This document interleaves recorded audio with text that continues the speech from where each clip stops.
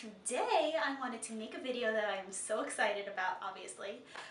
I wanted to make a video on how to achieve the new Kylie Jenner blonde, which everybody's talking about. As everybody has probably seen, she did go blonde about a week ago. I've been seeing this kind of gray blonde everywhere lately. It seems a lot of people are going from very dark to very light, which is exactly like what Kylie did and what Kim did as well. And honestly, they both rocked it. They were both able to wear the color. Now we see these celebrities and we think, oh, it must be so easy to go from dark to light with no problem. That's the main reason I wanted to make this video today. Going from such a drastic dark color to such a drastic light. It does take time, it does take patience, and it's better to have it done by a professional who knows what they're doing and who's not going to rush the process. Sometimes patience is the most important part in going from dark to light. So yeah, one of the main reasons I wanted to make this video was to just bring awareness. If you are thinking about going from dark to light, or you're already light and you want to go lighter, just a couple of tips that I can let on to you guys so that you're a little bit more prepared for the process. I would advise, and I always advise, to never do this at home. That was one of the main issues that I actually had making this video, because I didn't want to put it out there that it was okay to try this at home, because it's not. It's a very, very delicate process. A lot of things can go wrong if you don't know exactly what you're doing as a hairdresser would. You're never going to get to where you want to be. And I'm not saying that to discourage anybody. I believe in everybody, but it's just such a science to get to a blonde like this that attempting it at home, I just know that there's going to be a lot of problems that can happen. And I've seen it and I've been there. So leave it to the professionals. They know what they're doing. Now I'm going to talk a little bit about the actual process of how she got her hair from dark to light and what it would be considered. So Kylie would have had a double process blonde, which basically means the hair is being processed once and then it's being processed again in the same sitting. Either way, if you're going to achieve this look, you have to use lightener, bleach, whatever you want to call it, to get your hair to the level that she got it. There's no way around it, unfortunately. You're gonna have to bleach your hair. What you're gonna be doing is lifting the hair to a certain level, and then once you get it to that level, you're going to be depositing, which is the second part of the process, the actual tones that you want the hair to have. So once you lift the hair naturally goes through stages. From the darkest black that you have, it'll go through brown to red to orange to yellow to pale yellow. So you're gonna have to take your hair through all of those processes.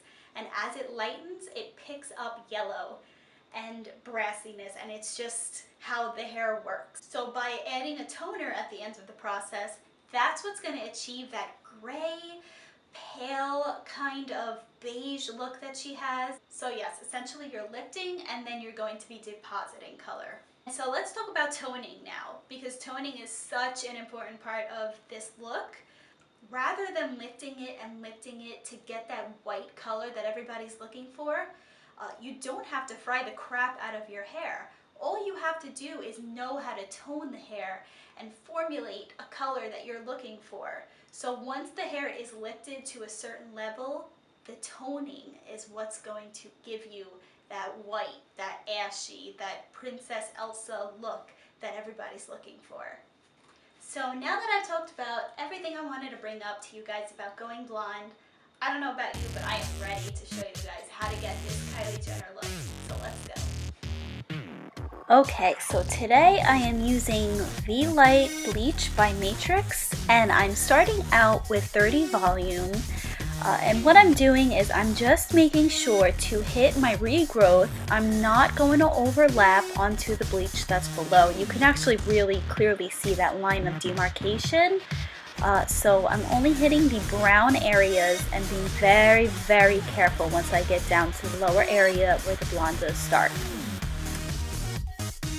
I'm also being very careful to make sure that there is a little bit of room from where I'm applying the bleach to where my scalp is. You can see that you still see that little tiny line of brown in between, and that's because when bleach is on the scalp naturally emits off heat, which makes bleach expand. And that is one of the main reasons why I always advise to never do this at home, because you can't account for that room when you're, not 100% how the bleach is going to behave, and if you're just not familiar with formulation. So I'm allowing that little area to remain without any bleach on it, because once the hair begins to process, the bleach is going to start to expand and move toward the scalp.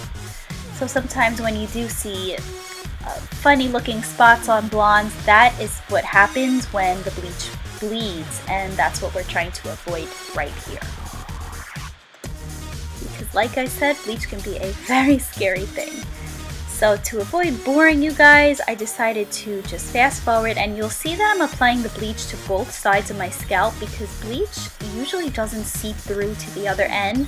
So I just want to make sure to coat both sides of my hair. And I did continue on to do the back. I just, like I said, wanted to show you guys the sped up version of this process. What I did next was I reapplied the bleach near the hairline of my scalp, and I'm now combing it through just to make sure that I covered all of those areas. We want to make sure we don't leave any pieces out for this look.